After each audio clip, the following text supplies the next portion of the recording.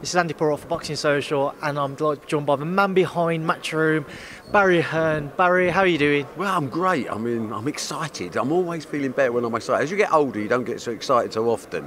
This has really got me buzzing. I've no idea what's going to happen. It's probably why I'm so excited. Obviously out here in Saudi Arabia, when you created Matchroom, did you ever envisage that your son would be able to come into the fold and put a show on out here as big as what Ruiz Joshua 2 promises to be? It's easy to say yes I did or no I didn't. I just thought things evolve. You know, I mean, I go back to 1982 and I took snooker to China for the first time. You know, did I ever think that it would be a massive business in China? No, I just did what seemed right at the time. And I think where Eddie is raising the bar beyond anyone else's level makes me very proud. Of course, he's my son, but at the same time, I'm not really surprised because the kid's a very good operator. Just to touch on when you first started operating with Matchroom, just talking about the image and the vision that you originally set out and what the plans were. Well, it's 1982 when the company started. You know, I'd been lucky enough, clever enough to make a reasonable amount of money, so I was fairly secure at the time. And I retired. I was 34 years old, and I started playing cricket every day, or golf, or going fishing. Did it for 6 weeks, and I was climbing up a wall. I was so bored. So I thought I'd start a little company, just to look after a few snooker players, athletes, whatever, just to have some fun. I wasn't really thinking about making money. I had money. In that, I thought it was enough. It probably wasn't, but at that age, I thought I'd cracked it. So formed Matchroom, started off underneath a billiard hall, pool hall, whatever you want to call it, in Romford in Essex in England, with a girl and a part-time Jewish bookkeeper, and just let's have a look at, you know, travel the world, have some fun, maybe make some money. And it just sort of developed really. So we're now a little bit bigger than that, 656 event days this year, 40,000 hours of television, biggest sports promotion company in the world. And the beauty of the company, all you hear is the sound of laughter, and all you see is people with smiles on their faces. So in that respect, irrespective of the money, we cracked it. When did you begin to realise just how big Matchroom could become, and you began to maybe take the business side a little bit more seriously? I didn't really, it just evolved. You know, I didn't sit down with a plan at all. My plan was to have fun and, you know, do what I enjoyed. You know, life is a very short gift and you've got to make the most of every day. I've always had that approach. But, no, the company's involved, but I mean mainly because I've got some terrific people, and Eddie's a great example of someone that came in after he'd served an apprenticeship outside and started off with the PGA Europro Golf Tour, some golf management in the States and over here. Then he moved on to my poker division, controlled that for a couple of years, and then just came to me one day and said, I want to do the boxing, it's all I want to do. And he hadn't done too bad in that either.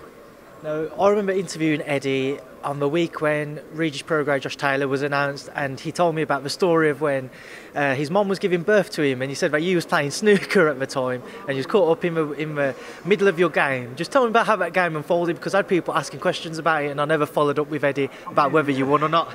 No, well, people, you know, that might think badly of it, but we're a very competitive family, and we're into, you know, me and Eddie are super competitive in everything. I've run a lot of marathons, he can't run as fast as me. We had a little fight once, he was much better than me, all that sort of stuff. It's just like, but there was, you know, I wasn't being so sexist. It's just that my wife, for her first child, was in labour for about 24 hours. So when Eddie was coming along, I naturally assumed there was no big rush. Unfortunately, it didn't work out like that. It wasn't my fault, dear. Although my wife, who I've been married to for nearly 50 years, still doesn't talk to me about it. But the hospital phoned the snooker hall I was in and said, your wife's in final stages of labour, and I was playing best of three and it was 1-1. Anyway, I won the game. I put a lovely pink down the rail, drove like a maniac to the hospital, got there, saw her on a trolley and said, wished her the best of luck, and she said, I had it 20 minutes ago, you bastard. So that's that story. It's a brilliant reflection there, Barry. But as obviously we are here in Saudi, I know you're a busy man and you want to go get your hair cut. Yeah. But I have to say you're looking very sharp still, Barry. I have to say. Mate. I had an hour in the gym today, I shall have an hour in the gym tomorrow. I'm refusing to give up, although Father Nature is beginning to take its toll. But you know what? We're so lucky people, aren't we? We're involved in this. Now, we could have a normal job, and that's not for us. You know, so God bless to everybody. Hope both fighters come through safely, and we are going to be spoilt, I think, with a card tomorrow night that's worthy of the Saudi Arabians backing, and we should be grateful for the life we lead. Let's get on to this card. Ruiz Joshua 2, the headline fight first and foremost. As it gets closer, just what goes through your minds with regards to this rematch? I get more and more confused, and I see assets and deficits on both sides. I was quite convinced a week ago that Joshua was going to knock him out fairly early, but then I was so wrong at Madison Square Gardens. Why should I know? I'm a fan of Ruiz. I think he's a good fighter. I think he's got great feet, fast hands. He's got a good chin.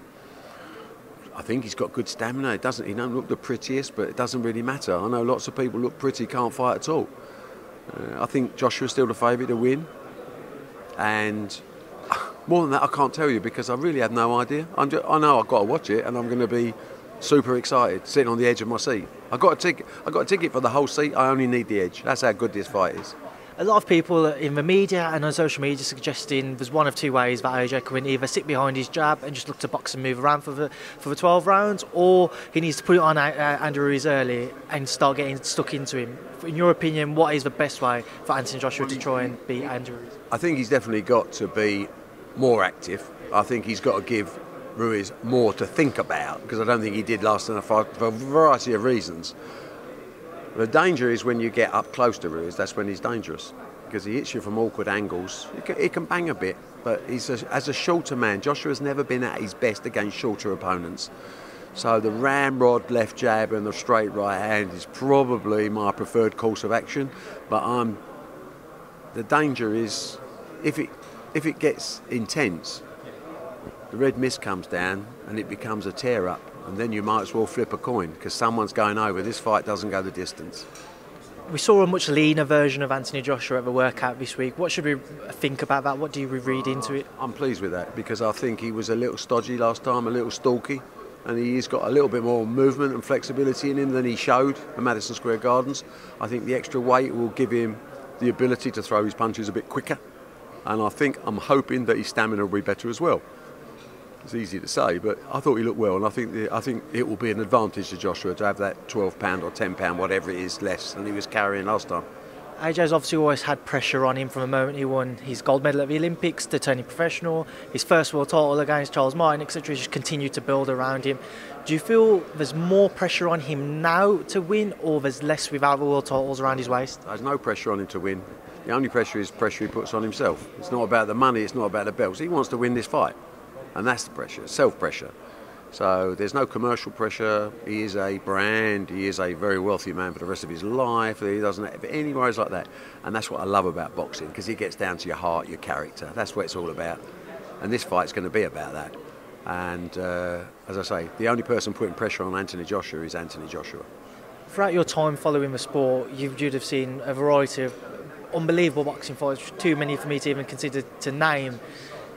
Where does Ruiz Joshua 2 rank in and amongst those in the past? It's funny, I was thinking about it. I try and analyse everything I do because I find emotions play a big part in your passion for sport. I don't think I've been as excited for a fight since Ben Eubank in 1990. And that was like a breakthrough fight for me, for Eubank, for boxing in England. This is right alongside that. I won't say it's more, but it's right alongside that in terms of events I'm glad I've lived long enough to see. Just to stick with this card before we move on, Hunter Povetkin, another brilliant fight. What are your thoughts on that one, Barry? Yeah. I like Hunter in that fight. I think Povetkin's a great fighter, but I think Hunter is difficult to nail. Povetkin can punch. Interesting fight, but I see that fight going the distance. And Dillian Whyte returning as well against Mariusz Wach. Again, excited to see Dillian back in there? Yeah, I love Dillian Whyte. I don't know whether I loved him when we first signed him, but I really like him now. And I like all his mates with him and all that. I think he's a brilliant guy.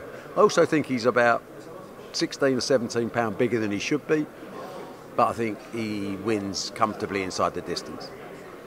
And obviously, just to move away from his card, a couple of weeks ago we saw Deontay Wilder stop Luis Ortiz. What was your thoughts on his victory there, Barry? That's brilliant. That's brilliant. I mean, Deontay Wilder can't fight. You know, I'm not being disrespectful to him because I'm talking about levels. You know, he's a world heavyweight champion. But he has the equaliser. I mean, and if I was in the corner of Ortiz, I think I'd be crying for a month because he won every round. And then one punch, it's all over. And that's boxing for you. And it's brilliant. That's why we love this sport. And Deontay Wilder is never going to be the slickest, cleverest operator. But while he's got that punch power, he's going to be dangerous. And he's going to be box office as well. You know, I think people look at Joshua and the size and the scale of his global appeal. But let's not forget Deontay Wilder and Tyson Fury. They're both getting to be bigger and bigger box office, and that's great news for heavyweight boxing because behind them you've got Usyk, you've got Dillian Whyte, you've got Hunter, you've got so many good fighters. This is a vibrant. I don't think I can remember going back to probably Ali days, although there was one big face with Ali. I can't remember so much in-depth quality, and that's brilliant for boxing. Obviously, Deontay's victory set up a rematch with Fury, who you mentioned there. What are your thoughts with regards to when that one's officially announced? How do you see it playing out? Well, you never know in the fight. You never know in the fight game what's coming up. But I think Tyson Fury is just the most awful bloke to try and fight because he's so smart, so clever. If he had a little bit more punching power, I'd be more worried about him. And I think Deontay catches up with him eventually. That's my feeling. But if Ortiz can do it for 6 rounds. Cannot Tyson do it for 12? It's not beyond the realms of possibility. What do you think the likelihood is, say if AJ was to be successful on Saturday night, we will see him face one of Wilder or Fury next year? I think inevitably, win or lose, I think you'll still see AJ versus one of those two in the next year or two. You've got to remember, I mean, fans always want to see the mega fights happen now. Interesting enough, they were shouting out for let's make Wilder against AJ. That fight, by the way, now is probably 3 times the size it was when the fans were asking for it because they're fans. But we have to look after the fighters' interests. This is a dangerous sport and they've got to get maximum reward for it. So these fights will happen when it's the right time and the right place. And AJ, should he win on Saturday, has got a choice of several big-name fights, which is going to keep him active and busy. He's only 30 years old. He's probably got, if he wants it, he's got another 5 or 6 years, if he wants it. If he doesn't, he's got enough money where he doesn't need to. It's the perfect scenario for us as people that really love boxing and love boxers. Well, Barry, I know you're a busy man and you want to go and sort yourself out, so I appreciate your time, appreciate hanging around. Pleasure, mate. And thanks for speaking to myself and Boxing Social. Always a pleasure. Well done. Keep up the good work.